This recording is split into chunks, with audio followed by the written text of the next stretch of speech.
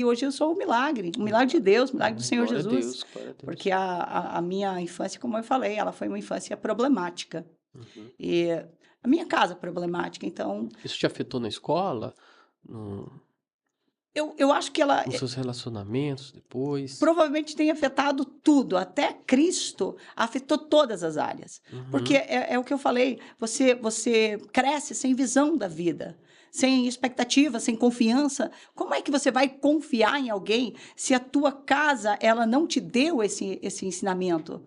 Que Você não na minha casa conhece, ninguém né? confiava em ninguém. As brigas eram constantes. Meu pai e minha mãe, eles brigavam todos os dias. Uhum. Ah, aí a pergunta é, mas então por que eles não separavam? Naquela época ninguém separava, pelo menos não onde nós Isso. morávamos. As Uhum. pessoas, elas brigavam, elas se odiavam, mas elas se odiavam dentro de quatro paredes, né? E era o que acontecia. Então, para mim, relacionamento, não tinha como confiar em alguém. Uhum. Isso faz parte também de um outro testemunho que tenho, que é quando eu me casei. Quando eu me casei para, sei lá, morar junto com alguém, porque era necessário e tudo mais, mas não porque eu confiasse. Porque isso foi tirado da minha infância, foi tirada a coisa de olhar para uma pessoa e pensar que ela vai cuidar de você, que ela vai te proteger, ela não tinha isso. Então, a minha casa, ela realmente, ela interferiu muito, tanto no meu emocional, como no meu mental, como nos meus sonhos. Então, tinha coisas que eu acho que, como qualquer pessoa que tenha Uhum. passado por uma infância difícil. Os seus pais chegaram a te consagrar alguma coisa? Eu acredito que Ou dentro da minha casa você isso era uma partici prática comum. Consagrações era normal. O meu pai e a minha mãe, eles eram os benzedores. Então, essa prática já é uma consagração. tá. Ah, tínhamos dor de dente. Vai levar no dentista? Não, vai benzer. Isso é uma consagração. Ah, tá doente? Vai benzer. Ah, não deu conta aqui porque tá fraco? Não tem? Então vamos levar em alguma uma coisa um pouco mais forte. Eu fui levada em muitas pessoas que trabalhavam com a macumba, que eram feiticeiros, que eram benzedores, que eles achavam que eram mais forte do que eles, porque eu fiquei muito enferma, muito doente quando criança. Tinha Uhum. dor de cabeça terrível, a ponto de inchar a minha cabeça. Nossa, Eh, era já era ataques aí, hein? não, ali era ataque de forma Poderoso. direta, não era aquela coisa assim, que tinha que parar e olhar, observar, não, era nítido, era claro. Tanto as perturbações de ira, de ter crises. Então, hoje, tenho meus familiares, tem um irmão meu que a gente brinca muito em relação a isso, porque às vezes a gente comenta de como era e que é quase impossível imaginar que uma criança poderia viver daquele jeito. Porque a perturbação, como eu falei, ela era muito forte, era muito séria. Você fala que teve perturbações e crises, você poderia citar alguns exemplos? Quando eu era menor, isso eu tenho algumas lembranças, mas hoje, como eu falei, algumas pessoas comentam, ficava irada a ponto de, se não conseguia bater, me machucar, me ferir, né, ter aquela coisa de tirar os cabelos, de ficar agressiva. Aí, lá na época, né, no interior, no meio do mato, as Uhum. pessoas falavam que era porque eu estava com problema de alguma coisa. Aí me levava aonde? No benzedor, lá naquela Se pessoa que era para tirar aquela coisa mal, uma coisa assim, mas não adiantava, só ficava pior. Uhum. Então, as crises eram tanto no sentido de ira, de brabeza, quando criança, como também das doenças. As doenças eram muito comuns. E quando você cresceu, isso continuou ali na fase da adolescência? Não, que aí, como eu falei, houve uma transição muito séria na minha vida. Algo Uhum. aconteceu quando eu tinha ali mais ou menos de 11 para 12 anos, que foi terrível. Hoje eu vou falar dessa forma, acho que para ficar mais fácil para entender. Eu penso que houve um momento de transição ou de transferência maligna na minha vida, na morte do meu pai. Meu pai era uma pessoa que ele tinha um relacionamento terrível com a minha mãe, com os meus irmãos ali, era uma coisa muito terrível. Sim.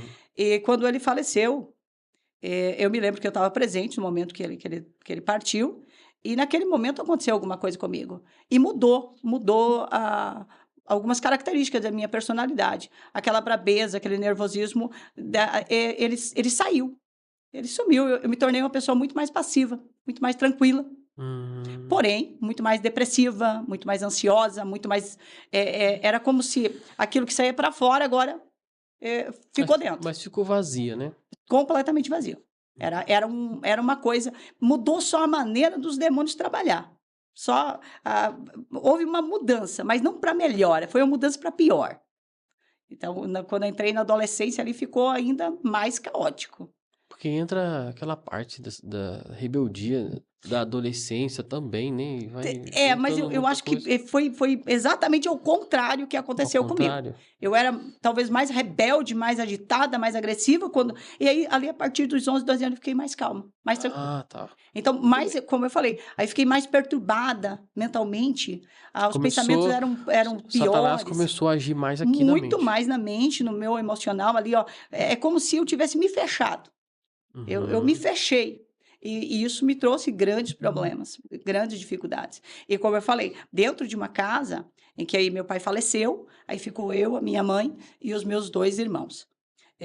O restante já estava casado, aí alguns moravam em outros lugares com pessoas, e ficou nós 4. E os meus irmãos, na época, eles eram alcoólatras, então a situação era muito difícil. E a minha mãe, ela tinha um ataque maligno na vida dela, que era a doença, então ela estava sempre doente, indo de hospital, volta para casa, hospital, e ali foi um momento que foi perturbador também, assim, de olhar e estar dentro de um momento que deveria ter sido, talvez, na minha vida, como na vida de tantas outras pessoas, de instrução, de mostrar o caminho, porque é o que se deve fazer com um adolescente. Sim. Isso não aconteceu porque a nossa casa ainda estava vivendo conflitos terríveis. Uhum. E aí as coisas, como Então eu você falei... cresceu sem. Uma pessoa que cresce sem Cristo, como é que rumo que vai estar, né? Não tem, né? Você não Você tem não. expectativa. É caminho de morte, né? É caminho de morte. E eu acho que a coisa mais triste é porque você não enxerga. Você está cegado. Você está vivendo aquele caos, aquela coisa terrível, mas você não consegue nem mesmo saber exatamente o que está acontecendo. Você nem sabe que você está na luta. É Porque verdade. parece que seria a vida de todo mundo. Era essa a impressão que eu tinha. Todo mundo vive assim. E acontece que uma pessoa sem Cristo, ele acaba pegando isso daí e vai buscando soluções em várias outras coisas, né? Não encontra solução nenhuma, vai em outra. Não encontra nenhuma, vai indo, vai Sim. indo, vai indo, vai indo. E você olha no mundo hoje, o mundo ele quer dar solução para tudo. São tipos de terapias alternativas que provêm de ocultismo, que isso aí tem de monte. A gente Sim. fala muito sobre isso aqui. E a pessoa nunca acha uma solução. No final, meu amigo, é só Jesus Cristo. Não tem. Sim. Ele só vai achar, vai andar, pular.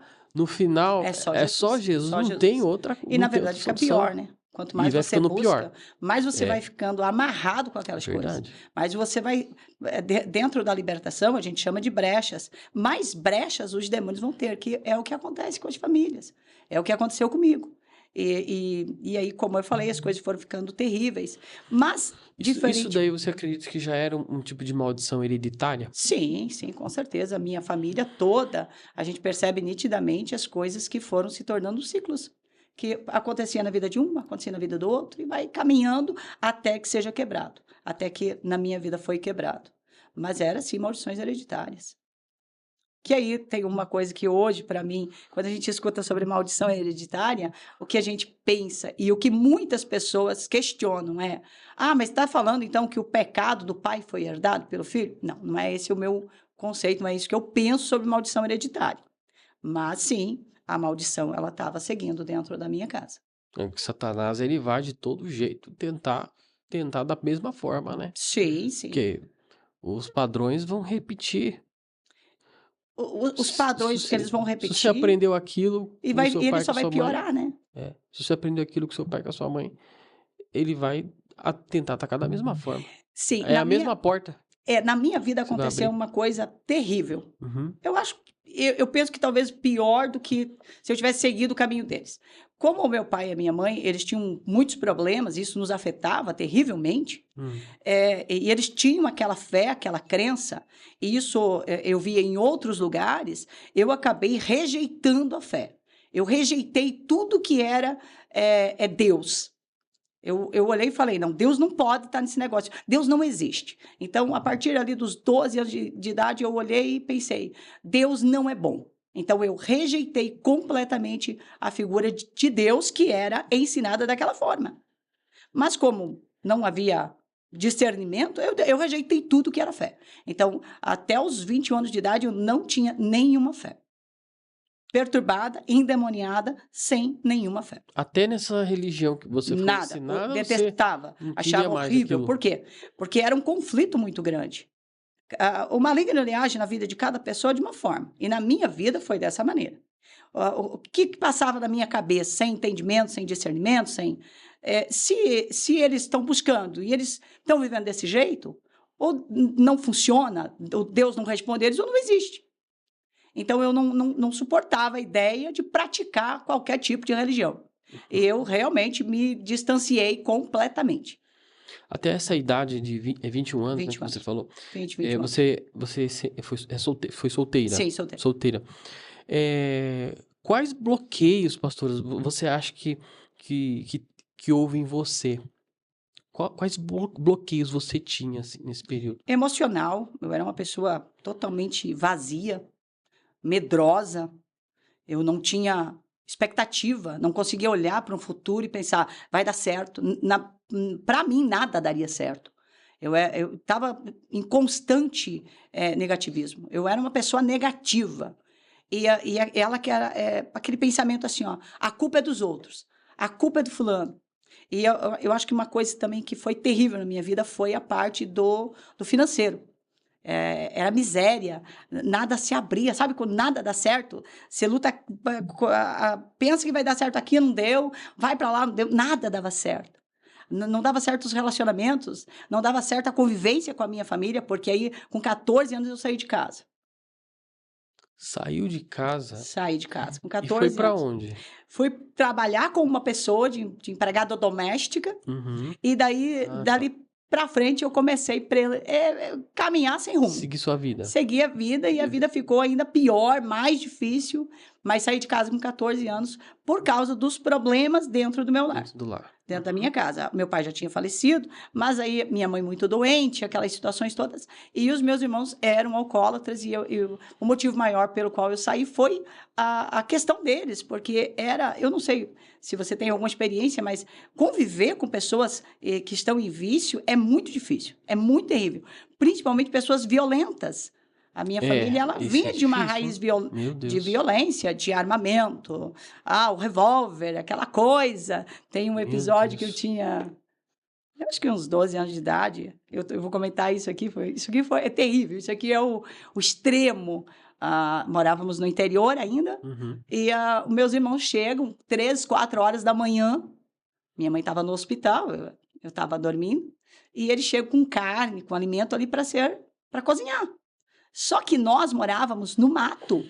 Não tinha fogão a gás, era fogão a lenha. Tinha que colocar lá a lenha e acender e fazer e tudo mais. Imagina, eu era adolescente, com certeza estava com muita preguiça de levantar. E os meus irmãos pegaram e me tiraram da cama, me jogaram na frente do fogão, e me jogaram carne, assa carne. E eu fiquei brava, perturbada ainda, não era na época que tinha mudado muito essa questão ali, e eu fiquei brava com um dos meus irmãos, que hoje é uma bênção, hoje ele trabalha junto comigo, hoje é crente, então eu estou testemunhando aqui sobre o Adilson, e ele irado, né, endemoniado, porque não podia beber um copo de cachaça, ficava endemoniado. E ele pegou o revólver, olhou para mim e falou, faz a carne. Eu falei, não faço. Ele pegou a frigideira, jogou na minha mão, ficou segurando. Eu falei, não faço. De repente, ele pegou o revólver e atirou. Ficou a frigideira na minha mão. Era esse o nível. Meu Deus do céu. Eu estou comentando sobre uma casa caótica. E aquilo ali não estava muito fora da normalidade do dia a dia.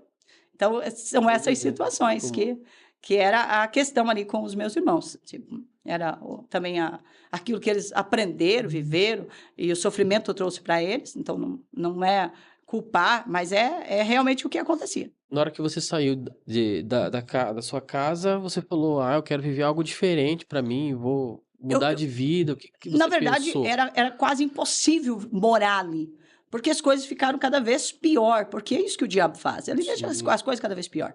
Hum. E aí, quando eu saí para ter paz, para ter tranquilidade, saí porque realmente era uma pessoa orgulhosa, arrogante. A minha mãe acabou me maltratando um pouco, e eu também acabei sendo rude com ela. E ali tivemos um conflito, e eu falei: não, eu vou embora, mas era mais uma chantagem, tipo, fala para mim ficar. E ela falou: pode ir. E aí eu não tinha ainda, não tinha humildade para falar, opa, eu tô. E eu acabei pegando uma malinha e fui trabalhar de doméstica com alguém. E ali comecei uma etapa que também foi terrível, uma etapa de miséria, de sofrimento, uma etapa de perturbações, Morando sozinha. morando sozinha, morando sozinha. Então foi momentos bem difíceis. E a vida seguiu até 20 anos, mais ou menos. E como eu falei, hoje o que eu vejo assim que era o pior era não ter essa fé, não ter fé nenhuma. Porque a fé, por mais terrível que seja, essa fé ignorante, onde a pessoa não sabe exatamente o que está cultuando, adorando, mas ela é uma esperança. E então eu não tinha nem mesmo essa esperança de estar procurando algo, porque eu não acreditava, detestava a ideia de ajoelhar e fazer uma reza para algo, porque eu lembrava da casa da minha família. Porque eu lembrava da maneira que eles cultuavam. E isso me deixava extremamente incomodada. Uhum. Mas e como que ficou sua família lá atrás, quando você saiu? Não se importaram ou A minha família, como eu falei, a minha ou família era importou? muito difícil. Nós éramos pessoas problemáticas. Então, essa questão de se preocupar, não havia muito isso. Porque a minha Não. mãe, que era a pessoa ali que estava mais próxima, muitos filhos já tinham ido embora. Uhum. Imagina, nós éramos uma família de 20. Então, quando a pessoa chegava ali nos 14, 15 anos, era meio que natural sair Natural. Uhum. e ir lá trabalhar com fulano, com Bertrano. Só que no meu caso, nós já estávamos morando em um outro lugar, que não era aquele que todo mundo nos conhecia e tudo mais. Nós tínhamos mudado do interior para a cidade lá, que é Canoinhas, onde eu nasci. Então, para mim ficou mais difícil porque eu não estava lá dentro daquela coisa que as pessoas se importavam. Eu estava num ambiente totalmente desconhecido, onde ninguém sabia quem eu era. E eu acho que isso foi a parte mais difícil. E como que era a relação com seu pai? A relação com meu pai, ela era uma relação muito estranha, porque o meu pai era muito estranho. Meu pai, eu creio assim que ele foi atormentado por aquilo que ele buscou, sabe? Ele ficou uma pessoa terrível dentro da casa, com a família. Ele nos maltratava muito, a ponto de negar comida, de não gostar que tivesse comida na mesa para nós comermos. Isso tem uma parte do meu testemunho assim que é terrível. O meu pai e a minha mãe, eles nunca se deram, a palavra não é bem, eles se odiavam, a ponto dele fazer a comida dele, ela fazia a dela, então eles nem comer junto não comiam. Hum. Então, minhas lembranças com meu pai não era dele me bateu poucas vezes, mas era uma coisa distante, sabe? Fria. Sim, sim. Não, eu não lembro dele ter pego um dia, me abraçado e falado, filha, vem aqui. Não, não tem esse tipo de lembrança. Era uma coisa fria, era uma coisa estranha, muito estranha. Uhum. E eu creio que pela Como perturbação na vida como dele também. Satanás ele cega, né? Sim, Ele deturpa, ele acaba com a vida da gente, né? ele destrói. Da gente não, de quem tá servindo a ele, né? Sim. Ele destrói completamente, né? Ele destrói em todas as áreas. Hoje, olhando para trás, eu vejo que o maligno ele não deixou nenhuma área para ter esperança. Ele destrói em todas as áreas. A pessoa fica completamente vulnerável. Fica à mercê dos jogos dele, né? Fica à mercê da própria direção dele. É um abismo chamando o outro. É assim que eu vejo a minha adolescência, a minha infância. As coisas nunca deram certo, como eu falei. Chegou um momento ali, quando eu estava mais ou menos com 20 anos, que aí até para trabalhar para as pessoas já não tinha mais porta. Aí se fechou todas elas. Foi uma coisa assim terrível. Que aí foi o momento em que realmente eu passei fome. Aí passei fome. Aí, Sozinha. sozinha. Aí fui despejada. Aí cheguei ao ponto de ir no latão do lixo, próximo da casa que eu morava, tinha um mercado, mas não me alimentei porque não tive coragem, mas sim a necessidade me levou até lá, que foi a noite quando eu aceitei o Senhor Jesus, que foi ali, eu acho que a semana, o fundo do poço mesmo, assim, E onde... como que foi esse processo E de aí, conversão seu? como eu falei, eu detestava o crente, porque aí não era mais só o espírita que eu detestava, não era mais só o macumbeiro, porque quando eu saí de casa com 14 anos, a coincidência foi muito terrível, porque Uhum. a minha família, 3, 4 meses depois, aceitou Jesus. Minha mãe, meus irmãos. A sua família e você não. Não, eu não, porque daí, imagina, eu tinha Ah, saído de casa, aí eu ah. peguei ódio de quem? Dos crentes também. Nossa, primeira Porque vez que eu eles. escuto. Sim, porque daí eu Primeiro a olhava. família, depois você. Sim, porque aí eu olhava para eles e pensava, eles fizeram tudo errado, eu tô aqui nessa vida desgraçada, porque era assim que eu pensava, e talvez uma projeção do próprio diabo para que eu odiasse, para que eu ficasse Sim. magoado, e agora eles estão lá falando que eles são santos. Aquilo ali era pior do que eles na macumba. Você não acreditou na Não, transformação deles. não acreditava e odiava por ele estar se posicionando como se agora eles são bons, sabe? E foi um conflito terrível, terrível, porque aí eu detestei ainda mais, me distanciei muito mais e voltei a ter convívio com eles muito depois. Aí deixei realmente ter convívio total com a minha família.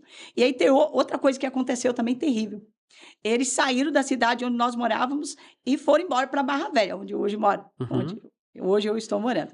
E então eu fiquei em Canoinhas, que é mais ou menos uns 200 quilômetros, e eles foram para Barra Velha. Então a convivência que já era zero ficou e acabou. Acabou. Acabou a convivência com a minha família. Então não tinha mais nenhum relacionamento, tipo, de meses, não, simplesmente. Mas depois eles tentaram voltar a conversar com você ou não? Não, porque eu era uma pessoa, porque eu me tornei uma pessoa orgulhosa, arrogante, Orgulhosa, né? tá? Porque eu acho que toda perturbada é arrogante.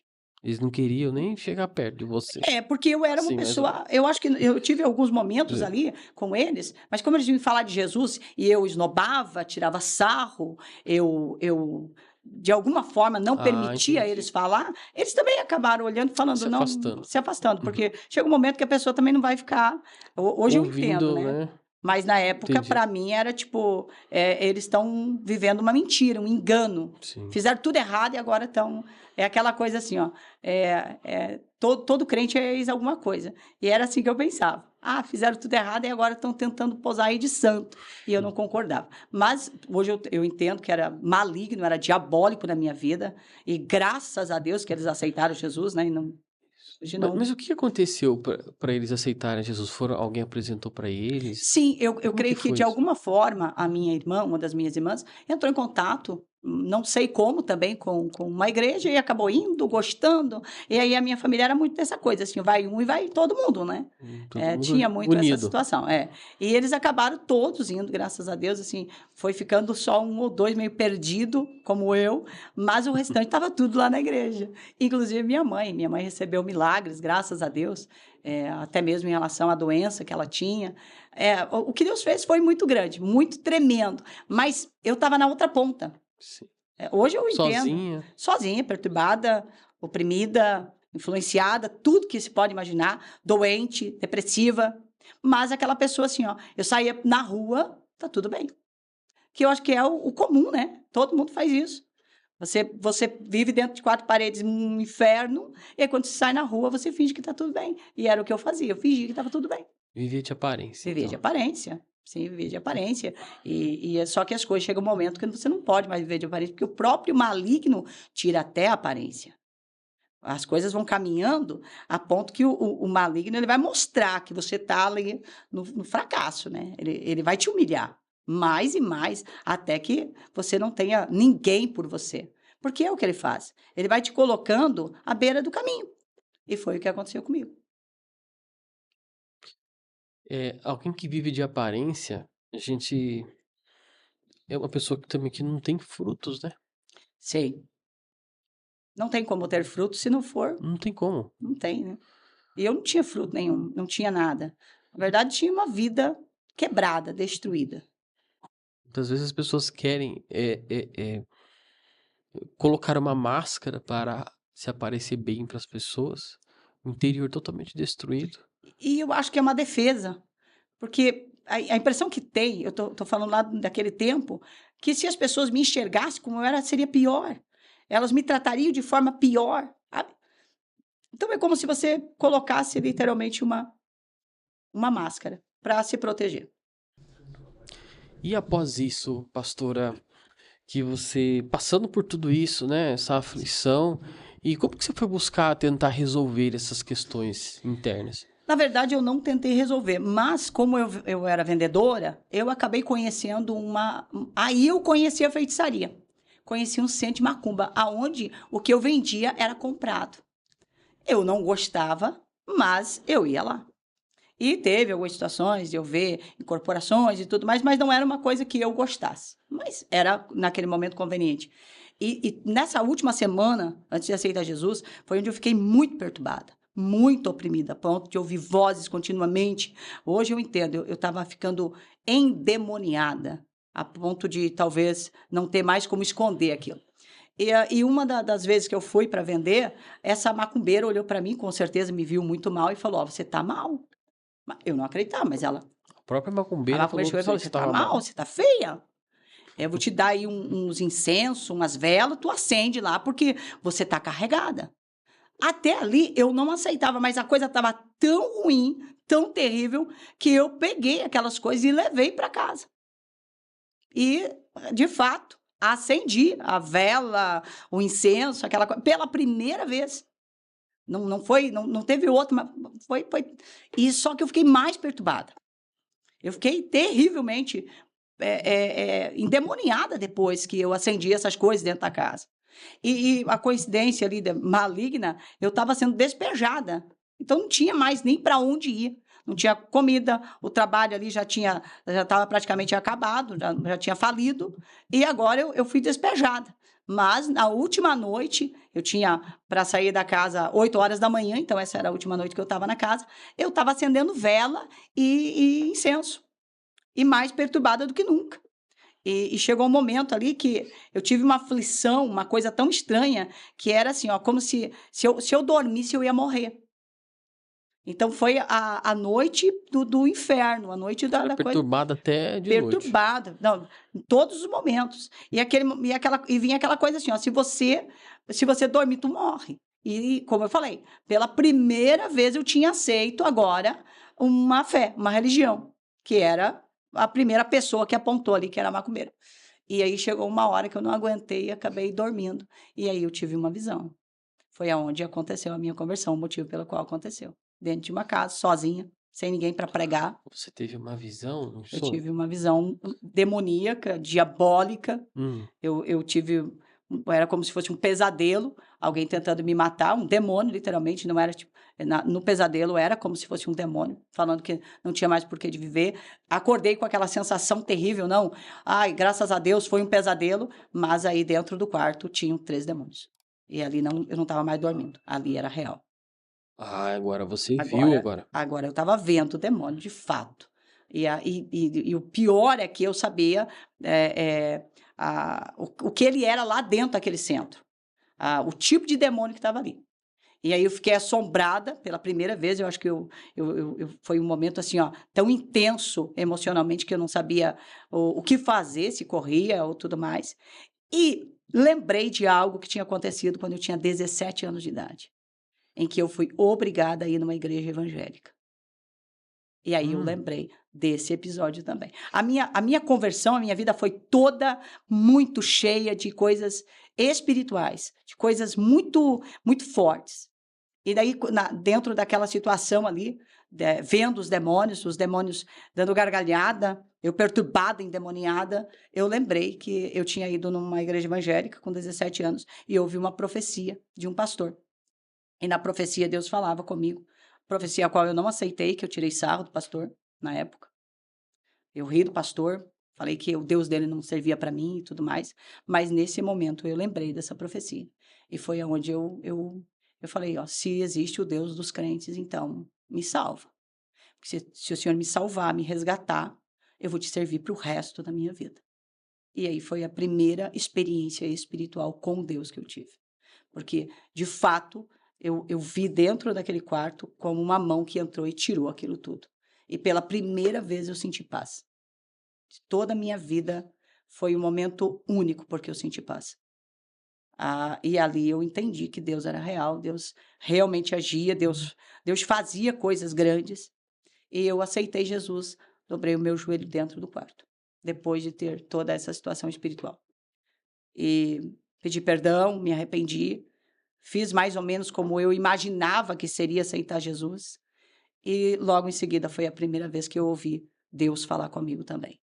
Aí, tinha sido despejada, no outro dia tinha que sair da casa, não tinha para onde ir, não tinha dinheiro, não tinha nada. Aí Deus falou claramente comigo. Deus falou: "Vá ao ponto de ônibus, em tal lugar, que eu deixei o dinheiro, vá em tal igreja e me aceite diante dos homens como teu Salvador". E eu saí dali, fui ao ponto de ônibus e lá estava o dinheiro para mim na igreja, que dava do lugar onde eu peguei o ônibus 50 quilômetros. Uhum. E então aceitei Jesus diante das pessoas.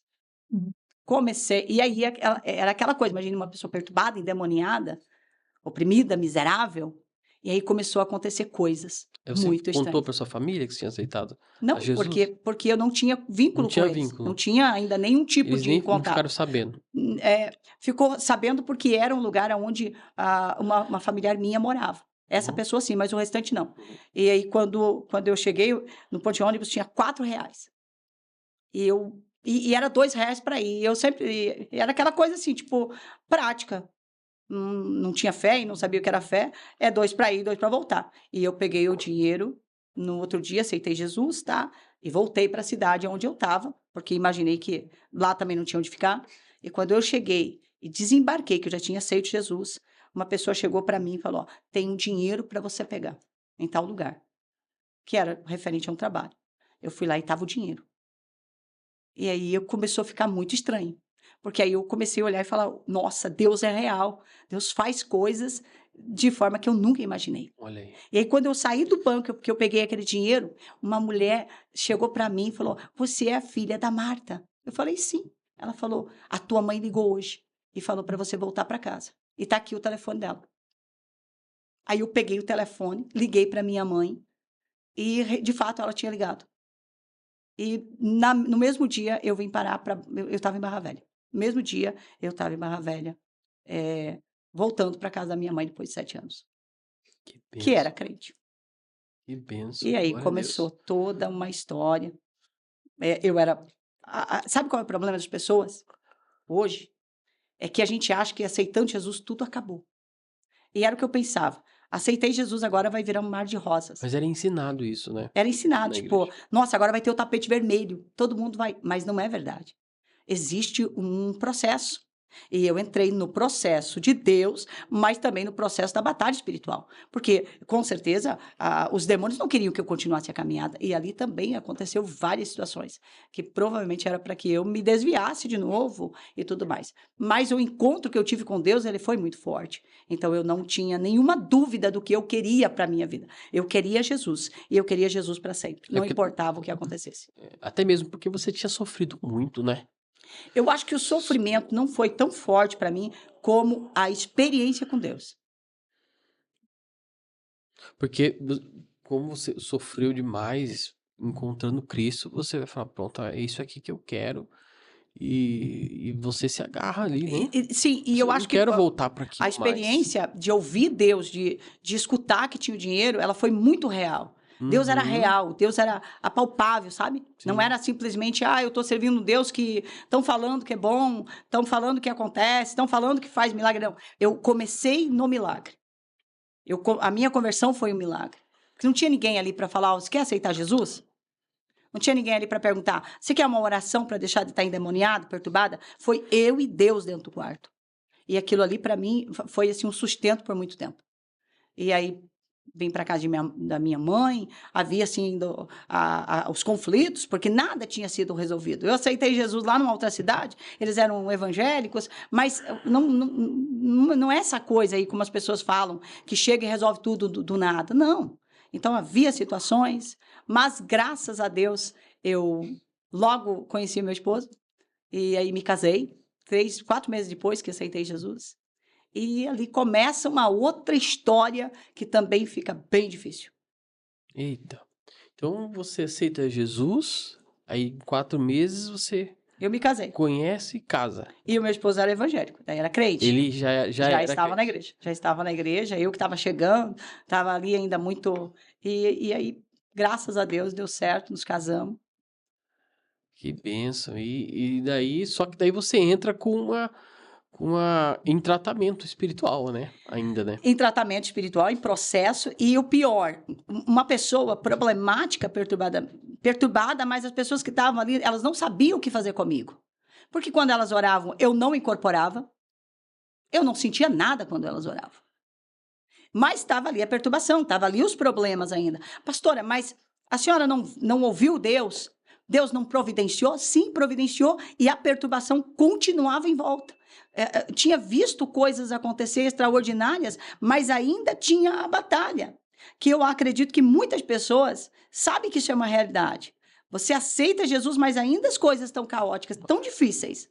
E era o que acontecia comigo. E aí eu sempre fui aquela pessoa que eu queria ser livre, eu queria ser liberto, eu queria sentir paz, eu queria sentir alegria. Eu queria que as coisas dessem certo. Então, eu vou para a igreja, e se alguém colocar a mão na minha cabeça, eu vou cair, vou me debater no chão, não tinha problema nenhum. Eu era a primeira, quando falava que é oração, eu corria lá. Mas não acontecia nada. E isso era terrível. Porque eu sabia que algo que não estava certo. Sabe quando você sabe que a coisa está amarrada? Quer dizer, então, que você aceitou a Cristo, você orava, você buscava, você Sim, estava firme com firme com Cristo, Cristo, mas mas a porta continuava fechada, continuava com aquele com as batalhas. depressiva, ou não? Não, a depressão, ela logo saiu. Saiu. Foi uma coisa que saiu. Eu acho que o meu problema daí era maior, era fora, era nas coisas que não davam certo. Dentro eu tinha alegria, dentro eu sabia o que eu queria, Sim. mas nada dava certo, tudo estava amarrado. Uhum. E aí pensei, nossa, vou casar, me casei, e que bênção, agora ele conhece Jesus um pouco mais de tempo, vai me auxiliar, vai me ensinar, porém me casei com uma pessoa que tinha sido muito envolvida com feitiçaria.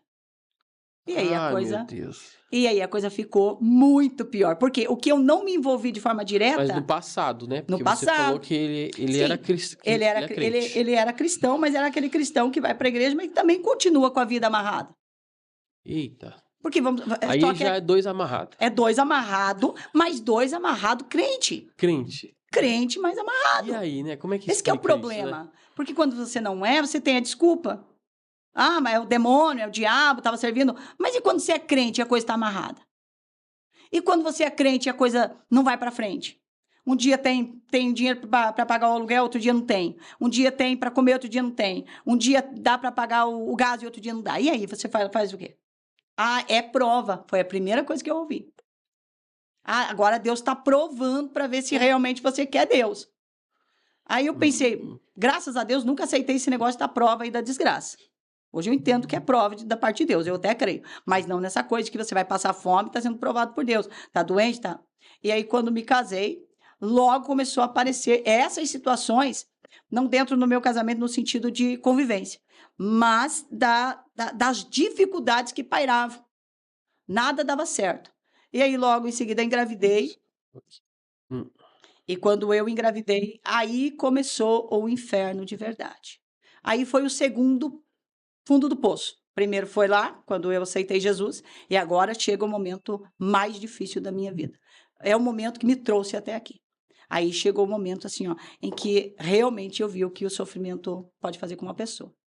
Quando eu engravidei, a minha gestação foi terrível. Foi terrível. Meu Deus. Foi uma gestação oprimida, de muitas e muitas coisas. Não sei direito como explicar. Eu acho que só uma mulher que engravidou, que passou uma gestação difícil, pode imaginar o que é sentir dores desproporcionais, sentir situações que não dá certo, sentir perturbação e tudo mais. E o pior, quando eu estava grávida, foram 3 pessoas na minha casa incorporadas, bater palma e chegar e falar sobre a criança. Endemoniadas. Aí falou, a criança não vai nascer. Vai morrer. Isso. Aí outra chega e fala mais coisas e assim foi. Até o momento de ganhar minha filha, que também foi muito terrível. E ali foi sabe, a coisa foi afunilando. Mas nós não éramos éramos crente.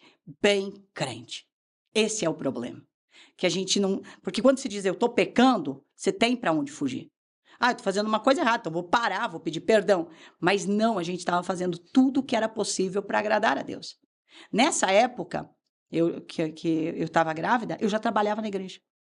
Eu já pregava. vivendo toda essa confusão de não dar certo as coisas, mas nós éramos aqueles que estavam lá na igreja pregando. Eu cuidava de crianças, eu trabalhava com alegria para as coisas do Senhor. Mas quando chegava em casa, as coisas estavam sempre muito difíceis. E aí, quando a Nathalie nasceu, 15 dias foi uma bênção. Eu pensei, opa, passou, era só uma questão da gestação. Mas com 15 dias ela ficou perturbada. Ela era uma criança recém-nascida, perturbada. Terrivelmente perturbada, que é o que eu falo no meu livro, que foi os momentos mais intensos da minha vida foram esses. Ela, com 15 dias, ela começou a ficar doente, sem causa, não tinha diagnóstico. Nós levava praticamente toda semana no pronto-socorro, no hospital. E assim foi, ela chorou por meses. E aí as pessoas falavam que era cólica, que era isso, era aquilo, não era nada, não adiantava dar remédio. Ela não dormia. Hoje, contando, eu acho assim, ó, que não tem como explicar uma criança que não dorme. Ela não dormia por 2, 3 dias. Meu Simplesmente não dormia. Deus. E eu e o meu marido ali, lutando, e aí a coisa foi crescendo, né? Porque aí tem sempre aquela coisa assim, ó, é cólica, com 3 meses vai melhorar. Mas não melhorou, ficou pior. E aí chegou a pontos, assim, de nós passar por situações terríveis, terríveis, assim. Situações humilhantes, espiritualmente falando. Pessoas olhar e ter dó. E volto a falar, nunca foi desistido de Cristo, nunca foi desistido de fazer a obra no meio daquele caos. E eu acho que muitas pessoas se identificam com isso, sabe que mesmo fazendo a obra, as coisas são problemáticas, são terríveis. Vocês já eram pastores nessa Não, época não, ou não, não? não, não, não. Não. Éramos obreiros da Obreiros. igreja onde a gente Obreiros. estava congregando. A gente era muito assíduo, então sempre foi muito prestativo. E quando você é muito prestativo na igreja, é natural que você comece varrendo a igreja, de repente está cuidando da criança. Eu comecei a pregar muito cedo também, e dentro dessas situações. Aí, quando ela ficava muito mal, íamos para a igreja. Era terrível, porque ela chorava mais na igreja do que em outro lugar. As coisas eram mais difíceis lá, mas a gente perseverava. E teve um momento, assim, que foi também, para mim, quando ela tinha 7 meses, muito terrível. Porque eu estou falando de conflito. Sabe quando você está vivendo um conflito espiritual, em que você não tem resposta? Eu não sei se alguém aí sabe o que é isso. Você não tem resposta. Não sabe o que fazer. Procura ajuda, mas não tem. As pessoas também não têm resposta. Não é porque não querem, porque não sabem o que fazer também. Toda pessoa que chegava na igreja onde nós estávamos, que orava, que cantava, que fazia alguma coisa, a gente fazia tudo para levar para casa, para orar por ela, para ver se libertava, se ela era curada, e não acontecia isso.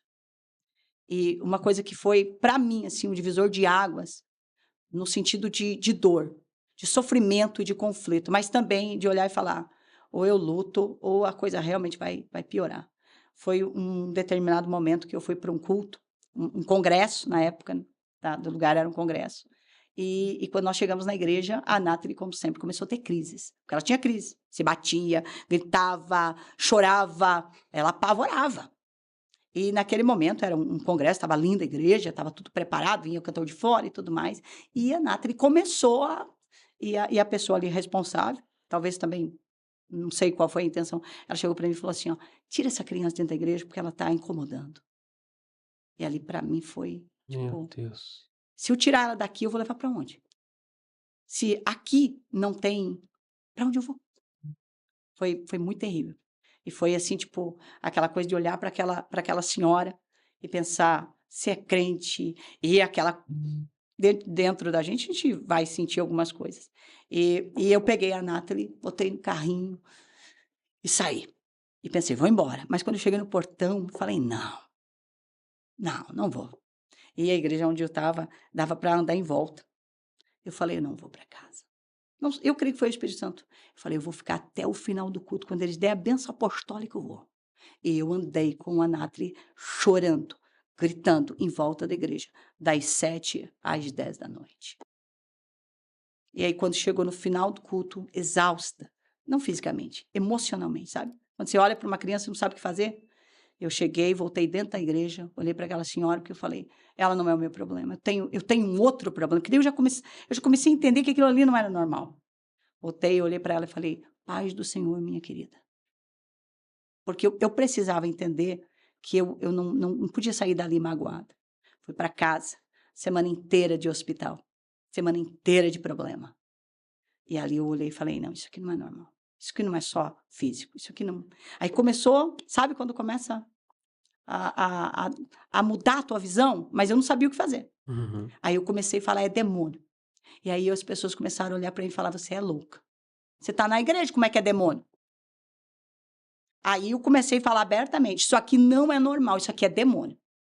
Mas estava num lugar que ninguém acreditava. Estava num lugar onde o sofrimento era tratado como prova.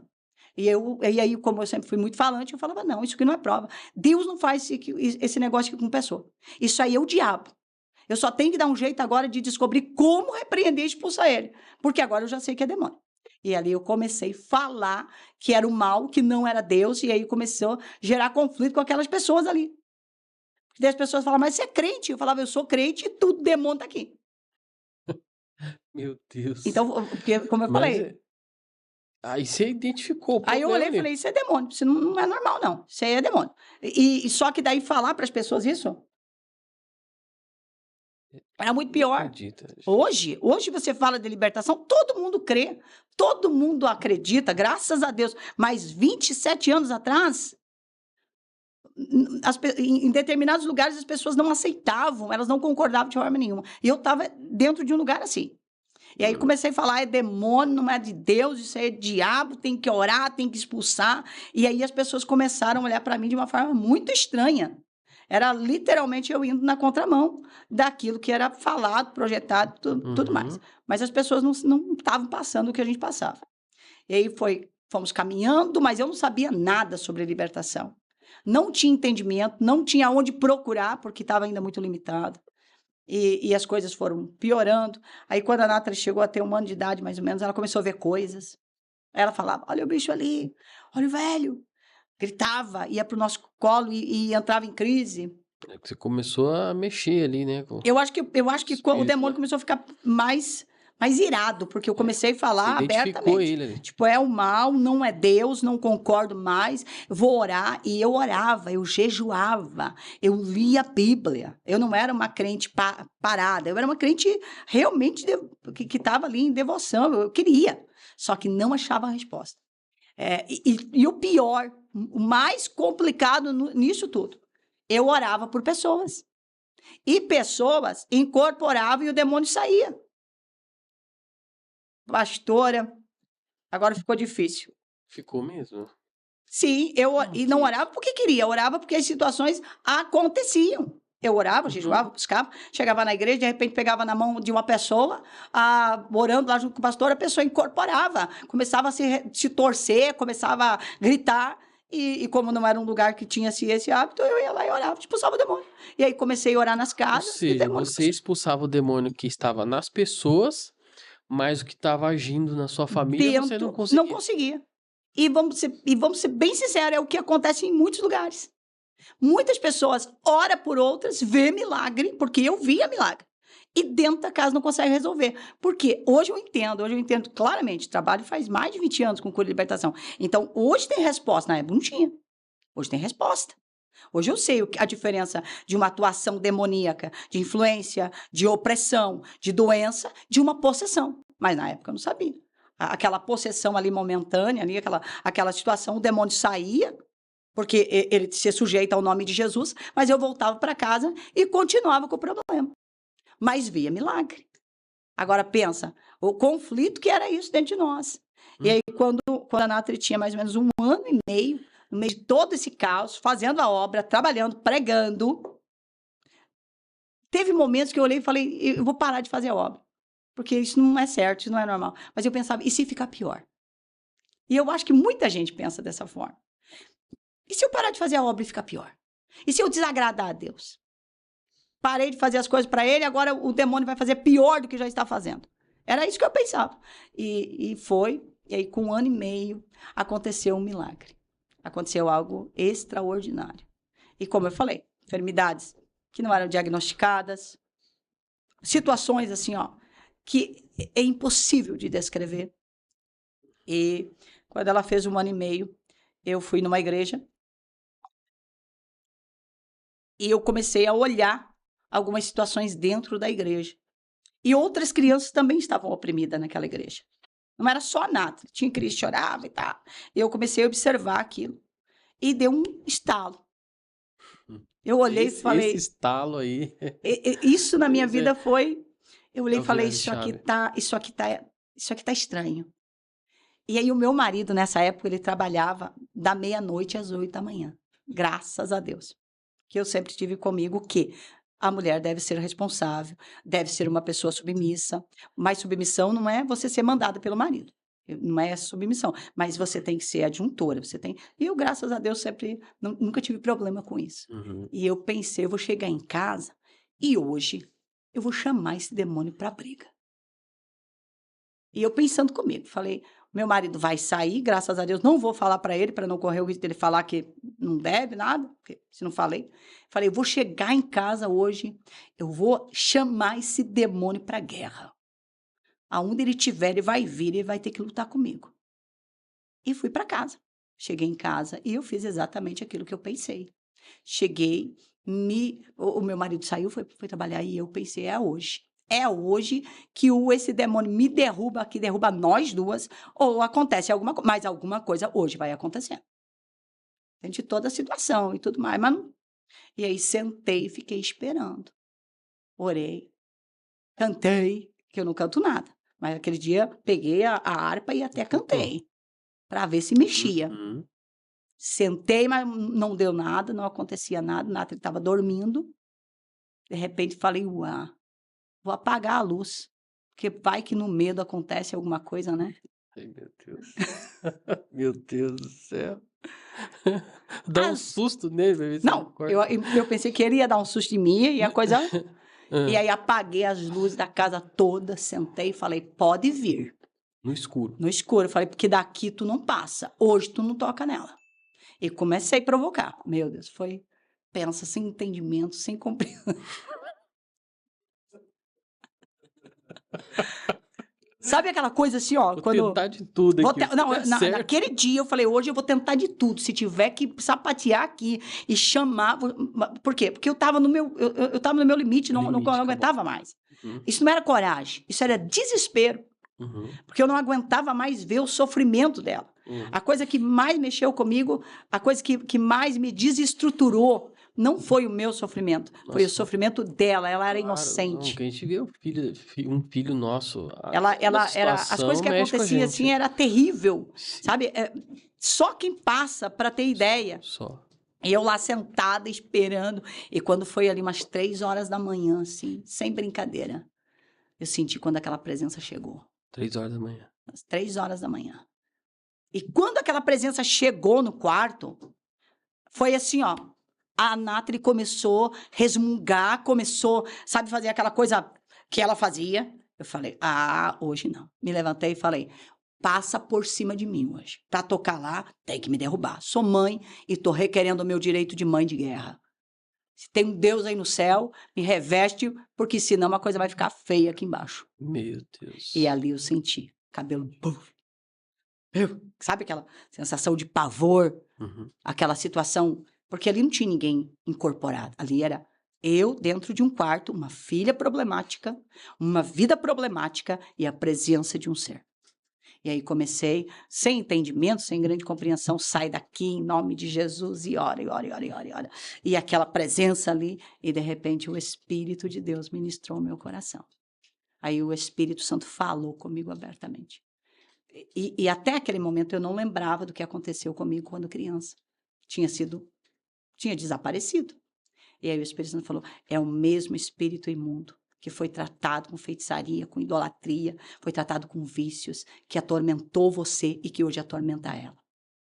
Repreende ele, quebra as alianças com ele, você tem direito a quebrar as alianças que foram feitas, até mesmo pelas pessoas que tinham autoridade sobre você na época. E ali eu comecei a primeira oração de quebra de maldição, a primeira oração quebrando as legalidades. Dentro muito do que estava sendo ali falado pelo Espírito Santo. E comecei a orar em nome de Jesus. Eu não aceito mais você na minha casa. Eu quebro as alianças Talvez não tenha sido eu que fui lá, mas alguém foi e te trouxe para cá. Mas aqui você não vai ficar mais. E comecei a orar. E de repente, quando orando assim, a Nathalie começou a passar mal e vomitou. Começou a vomitar. Olha aí. Começou a vomitar, começou a ter... E sabe aquela coisa, vai para a filha ou fica aqui na oração? Eu falei, não. Até aqui eu nunca consegui fazer nada por ela. Então ela vai ficar vomitando sozinha e eu vou orar. E quando foi... Eu terminei a oração. Aquele espírito imundo saiu. Que eu cheguei no berço, ela não era mais a mesma criança. Fisicamente. Sabe quando você olha para uma pessoa atormentada e agora não está mais atormentada? Essa era a visão que eu tinha dela. E simplesmente ela mudou. Ela simplesmente mudou. A enfermidade foi embora. Ela dormia. Ela tinha paz. Ela não era mais a mesma criança. E graças a Deus, eu e o meu marido sempre fomos muito unidos espiritualmente. E aí, quando ele chegou no outro dia de manhã, eu passei a noite lendo, porque aí eu precisava entender biblicamente o que tinha acontecido comigo. Uhum. E aquela transformação dela. E aí, quando ele chegou, eu falei, ó, ela nasceu numa igreja evangélica. Ela é inocente. Tem 1 ano e meio. E ela tá desse jeito. Agora, imagine eu e você. E agora... eu vou orar por você, como o Espírito Santo ministrou, me ensinou, e você vai orar por mim dentro da mesma coisa. E começamos a orar. E começamos a repreender. E começamos a mudar a nossa história dentro de casa. E sem brincadeira, quando nós nos levantamos, nos posicionamos, começamos a entender que o mal nos atacava. Não estávamos endemoniados. Estávamos sendo atacados. E quem não sabe se defender, apanha. Ainda que seja crente. É um crente apanhando. Então, não era possessão. Não era possessão, era ataque.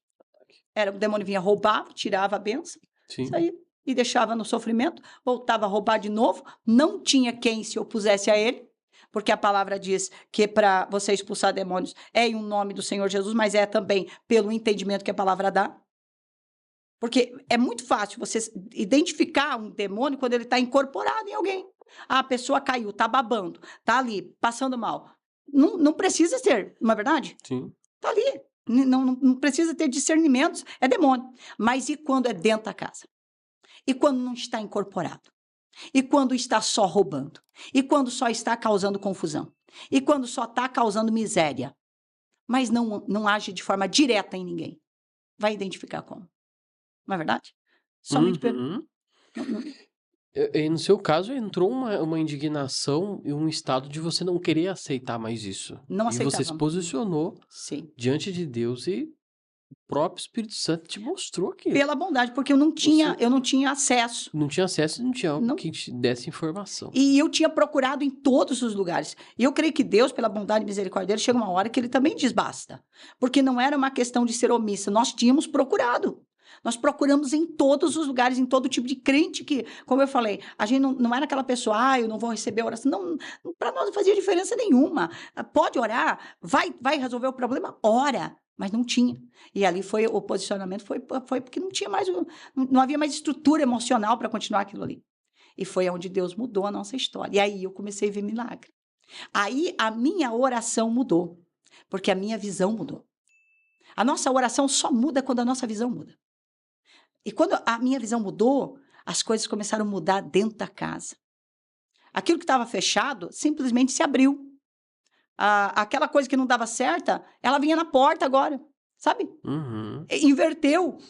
Anteriormente nada dava certo, agora tudo dava certo.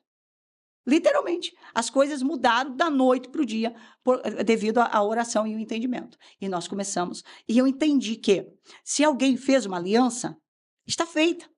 Alguém tem que quebrar. E aí eu sou muito clara e objetiva quando vou ensinar as pessoas que vêm a mim. Eu não fico enrolando. Não. O meu objetivo é que ela aprenda o mais rápido possível para que ela saia o mais rápido e ela ajude outras pessoas. Esse é o meu objetivo. Então, sem ficar fazendo aquela coisa do rodeio. Uhum. Foi Jesus que foi na macumba? Alguém já viu Jesus lá fazendo pacto com o Zé Pilintra? Alguém já viu Jesus lá fazendo pacto com a Maria Padilha? Não. Mas ele foi tentado também. Ele foi tentado, mas ele não caiu. Sim. Diferente de nós que caímos. Exatamente. Diferente de nós que fizemos o pacto. Tem gente que acha que, não, eu não sou tentado, mas Jesus foi, né? Jesus foi tentado. A diferença de Jesus é que Jesus não caiu. Não, Mas não é era o nosso verdade. caso. Nosso caso, Sim, nossos familiares, nós caímos na imagine tentação nós, e né? a gente fez pacto. É verdade. E se a gente fez pacto, quem vai quebrar? Jesus? Ah, mas tudo se fez novo. 2 Coríntios 5, uma das coisas mais usadas para falar que não precisa de libertação. Não é verdade? Mas o que É se fez verdade. novo? A salvação. A Só. salvação. Eu estava Só morto salvação. nos meus pecados. Jesus me levantou lá e disse: bora, agora vai lutar. Salvação. A salvação, tô salvo.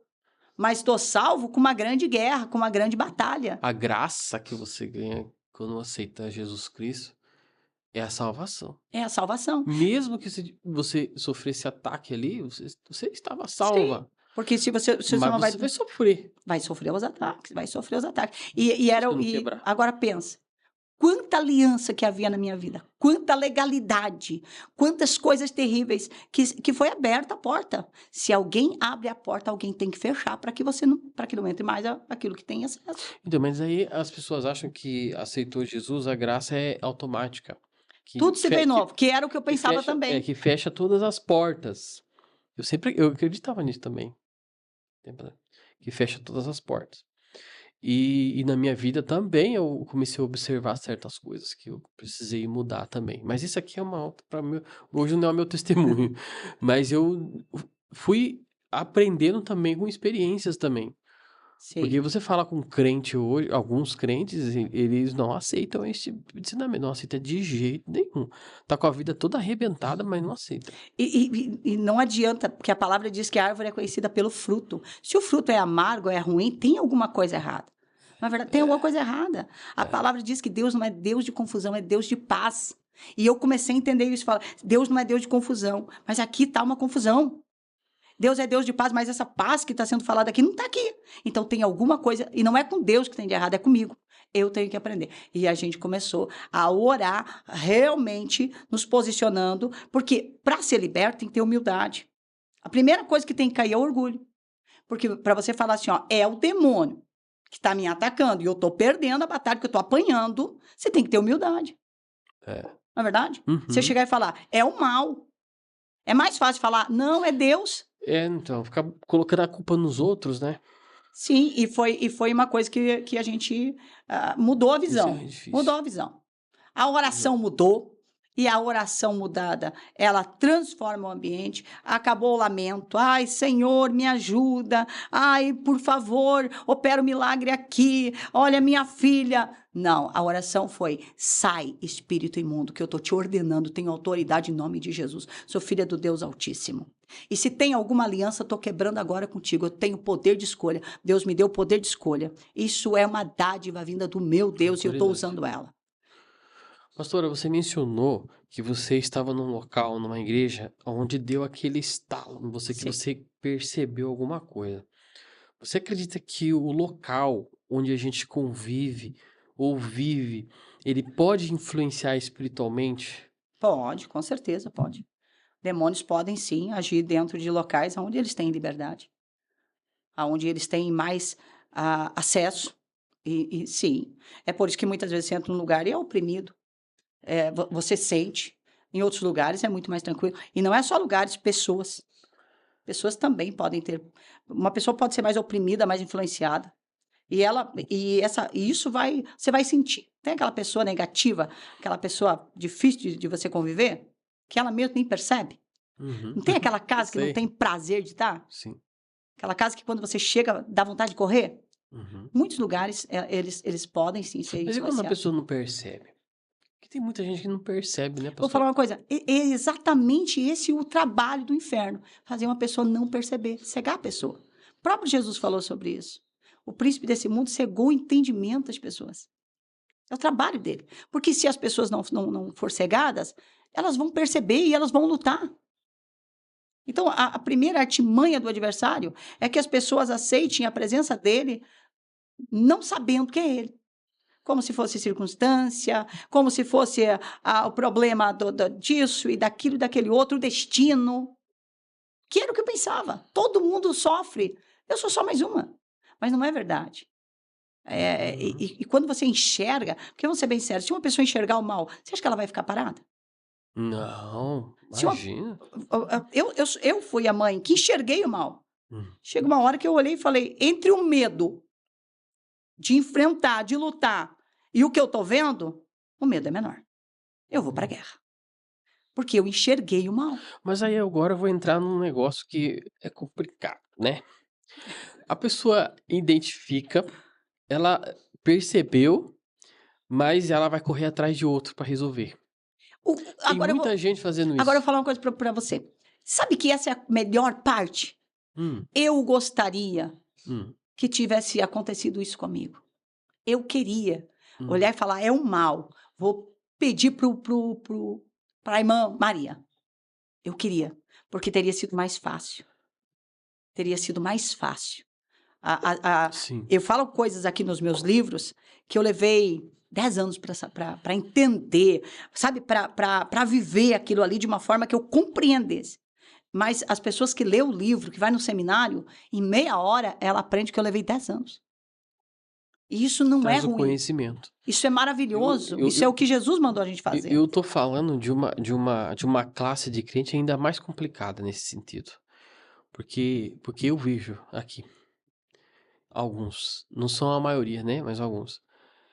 Ele vai procurar ajuda, mas ele quer que você ore, que você faça Ele não quer alguma fazer a parte dele. coisa. Ele não quer fazer a parte dele. Sim. Ele quer fazer assim: escreve aí pra mim uma oração e eu vou repetir aqui na minha casa e vai Ah, não, isso não resolver. existe. Na libertação Tem não existe. muito crente fazendo Vou isso. falar uma coisa. A libertação hoje ela está divulgada, né? Hoje é moda. Isso. O que foi terrível para quem trabalhou, para quem viveu ela lá 20 anos atrás para mais. Hoje você liga ali o celular, você tem libertação. Só que o problema disso vai ser o superficial. Vai ser a pessoa só melhorar. É tomar o paracetamol. Mas talvez ela tenha batalhas lá que ela nem mesmo vai saber por que está acontecendo. Por quê? Porque ela já sabe tudo de libertação. Mas ela ainda não aprofundou-se. E isso eu acho que tem as duas partes. Tem a parte boa e a parte negativa. Sim. A parte boa é que você tem acesso. Leva o conhecimento. Leva ao conhecimento. A parte negativa é que parece ser muito fácil. E a libertação, ela tem níveis. A gente sempre traz esse alerta aqui.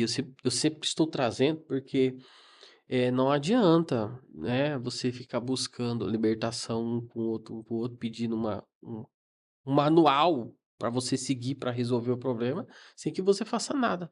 Porque até mesmo existe profundidades que o próprio Espírito Santo Vai trabalhando. ele vai trabalhar, ele vai trazer para você e você precisa buscar. Sim. Não é verdade? É necessário que Eu busque. vou falar uma coisa. Não tem como você ser livre completamente sem intimidade.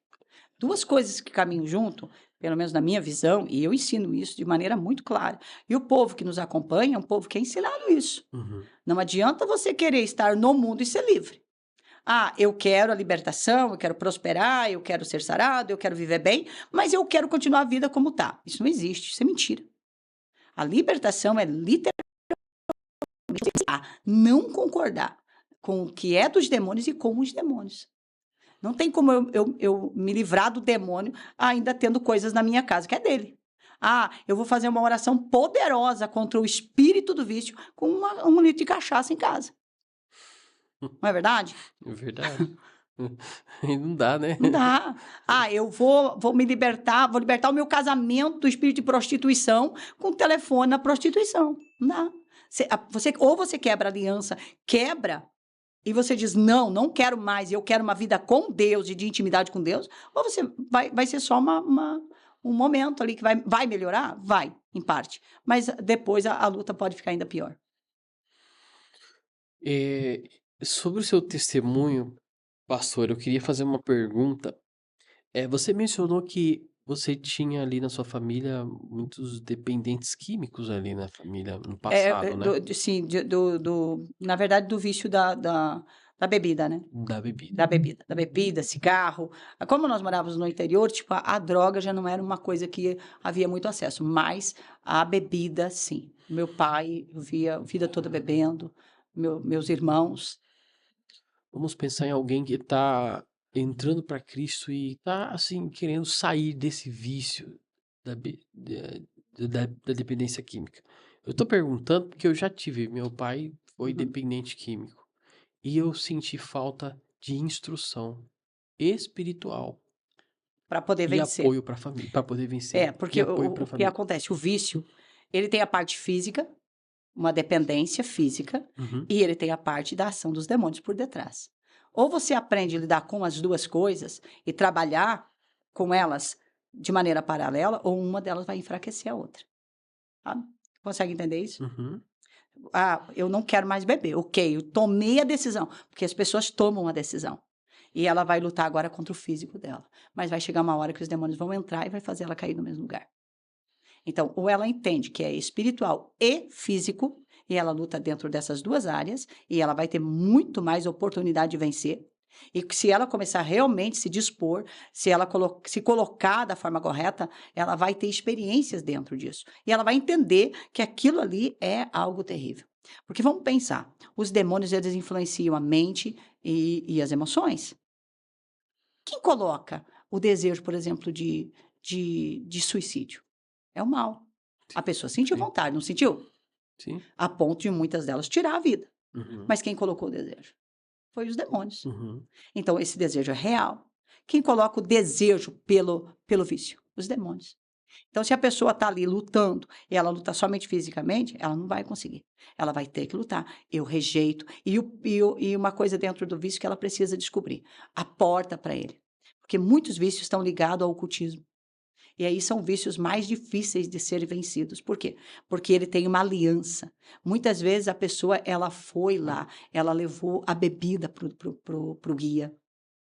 Eu estou falando isso porque acontecia uma coisa dentro da minha casa que era terrível. Meu pai, curandeiro, minha mãe curandeira, mas meu pai era viciado. O que a minha mãe fazia pro meu pai parar de beber cachaça? Ela fazia um benzimento com a cachaça e dava para ele beber. Entende? Não Uhum. era mais só bebida, era consagração. Consagração. E isso é o que mais acontece em muitos lugares. Então, saber sobre essa, que precisa quebrar as legalidades, que precisa entender. Muitas legalidades não são também só do ocultismo, tem a legalidade emocional. Uma pessoa separou, a mulher foi embora e ele caiu na cachaça. Qual que é a legalidade que ele precisa entender? Qual foi a porta? Aonde ele ficou enfraquecido? Aonde os demônios entraram com o vício? No emocional. Ele precisa sarar. O trauma precisa ser tratado para que ele tenha muito mais condição de sentir o que o Espírito de Deus tem para ele do que os demônios estão impondo. Outra coisa no seu testemunho, você fala muito da sua filha, né, que houve ali a libertação, mas como que um pai, uma mãe, tem um filho, uma filha, está passando por algum tipo de situação, como diferenciar e saber, discernir, na verdade, se aquilo é um ataque de demônios ou se é algo que a mãe ali não faltou ensinar, Faltou ensinar. Ou é algo ou físico, algo físico, está doente de ou é verdade. demônios, ataque de Sim. demônios ali na Eu vida. acho que essa é uma das perguntas que eu mais recebo, tanto no meu canal como também no dia a dia. Como discernir o que é espiritual? Sintomas. Demônios têm sintomas. Você vai entender uma doença pelo sintoma, não é?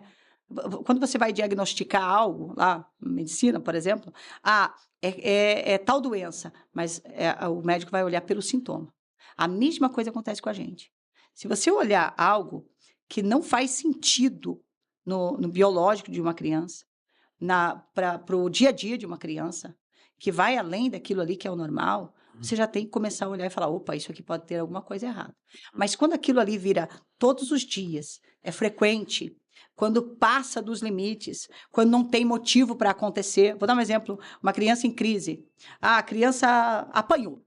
Fez uma arte lá, o pai foi lá e pá, deu uns tapinha.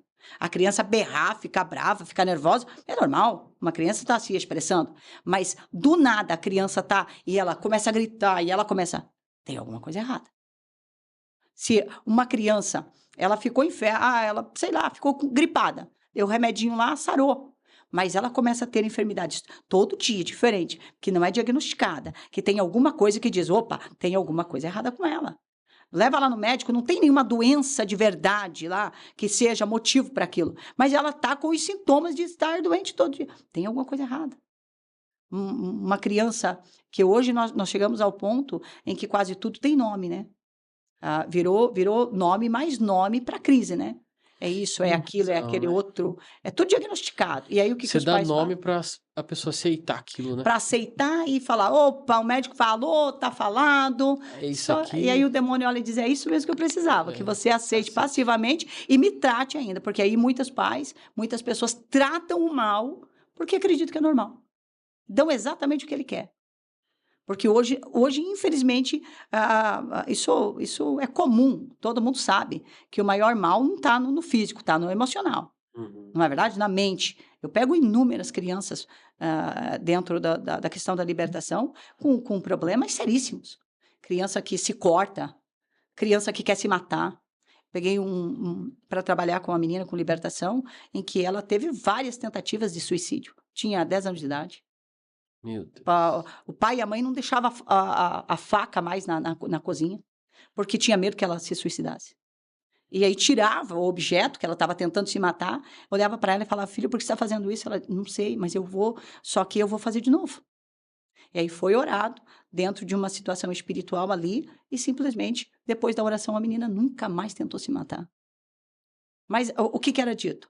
Ela tem um problema, assim, assado, tem que cuidar, não estou tirando a questão da medicina, ao contrário, acho que tem que caminhar junto. Uhum. Mas o que é espiritual não se resolve da forma com que as pessoas pensam. Tem que ser espiritualmente. Espiritual Tem que é ser em nome espiritual. de Jesus.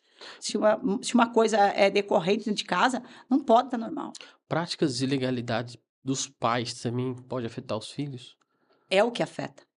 Filho, até os 12 anos de idade, ali, ou até o momento em que ele tenha conhecimento de bem ou mal, não é a legalidade dele que vai afetar, é a legalidade de pai e mãe.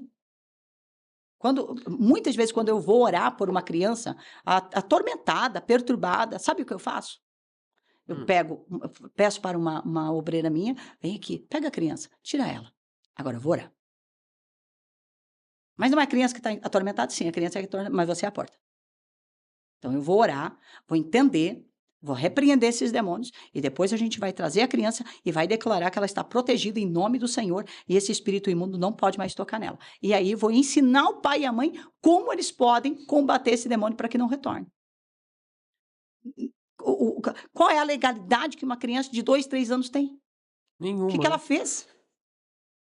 Ela não fez É nada. que a autoridade está nos pais, né? Os pais não entendem Esse é o isso. problema. A autoridade não é só a parte positiva. Eu tenho autoridade em nome do Senhor para lutar pela minha filha. Amém. Glórias a Deus. Mas eu também tenho autoridade para entregar ela para os demônios. Autoridade é mão dupla. É isso aí que muitos não entendem, né? Levou. Você tinha autoridade. Deus te deu autoridade. Você vai escolher o que vai fazer com a tua autoridade. E se você escolheu mal, agora você precisa rever o que você fez. Então, a criança dela mesma não tem. Uma criança de um ano, ela não tem pecado. Se ela pastora, mas criança não é atacada. Criança é atacada no ventre. Criança já é atacada no ventre. A criança já nasce perturbada. E nós temos muitos relatos. Meu Deus. De criança que simplesmente nasce nervosa, agitada e tudo mais. Então, uma criança, os demônios não esperam para atacar ela no nascimento, atacam ela de forma indireta ainda no ventre. Eu não sei se esse assunto é tão comum, mas Sim. Sim, a gente já as pessoas sabem disso. sabe. Uma pessoa, vou dar um exemplo, uma pessoa que está lá em conflito no casamento e de repente brigou e o marido bate na mulher que está grávida. O que acontece no mundo espiritual? No físico, a mulher vai sofrer, vai chorar, amanhã vai perdoar ele e tudo mais. E no mundo espiritual, o que aconteceu naquele momento? O que ficou? Abriu uma porta aí. Abriu uma porta de violência e não era em relação à mãe somente. Aquela criança estava sentindo todo aquele ambiente. E o que é aquele ambiente? Era a presença de demônios. aquela criança, ela já sentiu a presença de demônios. Ela já está mais vulnerável. Isso é Bíblia. Uma coisa que muitos crentes não suportam a ideia é de imaginar que existe as duas balanças e não tem como fugir dela. Se Deus pode tocar numa criança no ventre, o mal também pode tocar. Senão seria injusto. Se Deus pode usar uma criança, pode agir em uma criança, o mal também pode. Vai depender do ambiente e como aquela criança está. A palavra fala que João Batista estava no ventre de sua mãe, com meses ali. E quando chega Maria, carregando o Senhor Jesus Cristo, o que acontece com ele? Ele salta de alegria no ventre. Ele sentiu a presença de Deus. E os pais que têm a autoridade, é eles que vão. Essa lei espiritual não tem como ser quebrada no mundo espiritual, né? A lei autoridade está nos pais. Está nos pais, está no responsável. Se o pai leva, foi o que você falou para mim, se eu fui consagrada. Com certeza, de muitas e muitas formas e muitas vezes. É porque a pessoa entende? Não é. Ela não entende. Fez por mal? Não creio que um pai faz por mal. Mas para o mal não interessa. Para o mal interessa abrir a porta. O motivo pelo qual foi aberto, o problema é do pai e da mãe. Entende? O mal não está interessado se você sabe o que está fazendo.